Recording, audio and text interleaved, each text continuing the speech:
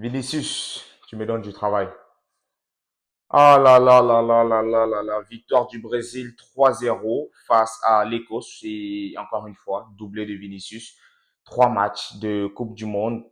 Chaque match, il a marqué face au Maroc, il a marqué face à l'Haïti et là, il met un doublé face à l'Écosse. Pourtant, le Brésil n'est pas flamboyant. Alors là, attention, attention.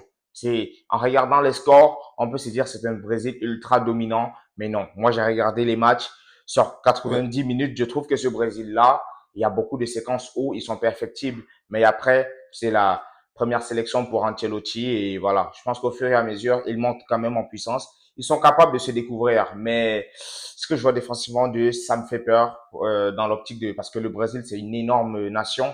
Tu regardes au stade, tu as vu des Ronaldinho, des Ronaldo, des Roberto Carlos, des Rivaldo, et il y avait tellement de légendes au stade aujourd'hui, c'était n'importe quoi. Franchement, il faut le dire, c'était juste incroyable le nombre de légendes qu'il y avait sur le terrain. Ça, il faut le dire.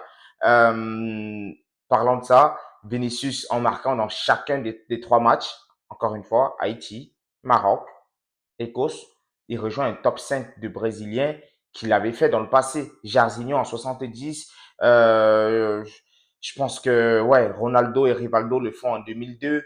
Et c'est incroyable, Vinicius qu'il fait en 2026. On a eu une bonne nouvelle. Sur les 15 dernières minutes, on a eu l'entrée de Monsieur Neymar. Monsieur Neymar. Euh, Incroyable. Incroyable, ça fait plaisir de le voir.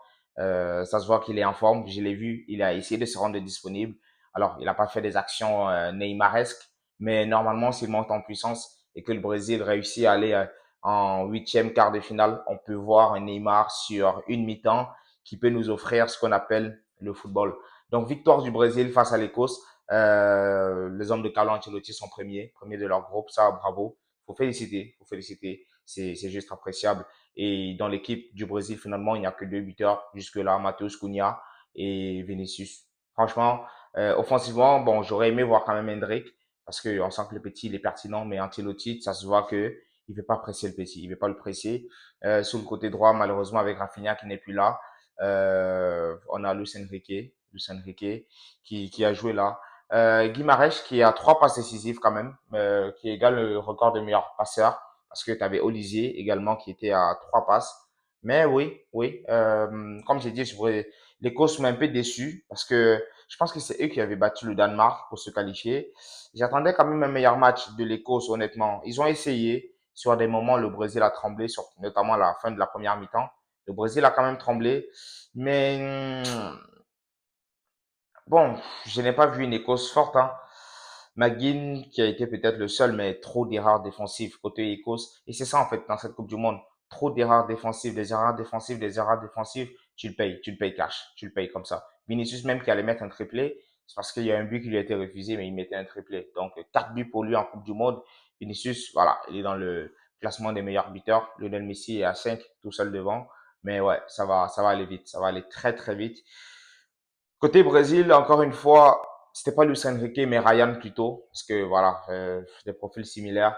Bruno Guimaraes, Paqueta, Casemiro au milieu. Derrière, la défense du Brésil, là, Santos, Gabriel, Marquinhos, Danilo.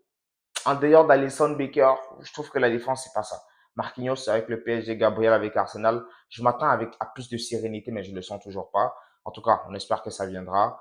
Et ben voilà, hein. Franchement, Fabinho qui est encore là, qui rentre, on va dire quoi.